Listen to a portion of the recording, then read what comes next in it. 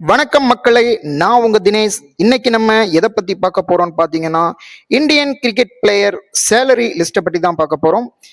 2024-25க்கான salary list.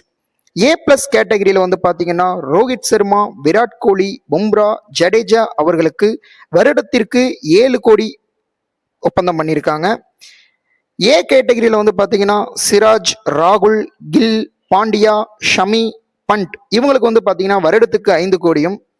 B கேட்டகரியில சூரியகுமார் யாதவ், குல்தீப் யாதவ், அக்ஷர் பட்டேல், ஜெய்ஸ்வால், ஸ்ரேஷ் ஐயர் இவங்களுக்கு வந்து பாத்தீங்கன்னா வருடத்துக்கு 3 கோடியும்.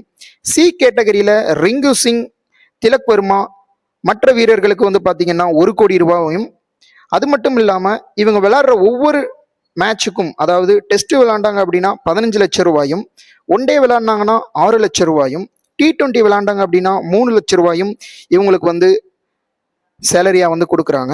ஸோ 2025-26 வந்து பார்த்தீங்கன்னா ரோஹித் சர்மாக்கும் விராட் கோலிக்கும் மட்டும் ஏ பிளஸ் கேட்டகரியிலேருந்து ஏ கேட்டகரிக்கு மாற்ற போகிறதா தகவல் வந்திருக்கு. அடுத்த வருட தகவல் நம்ம இன்னும் கொஞ்ச நாளில் அப்டேட் பண்ணிடுவோம்.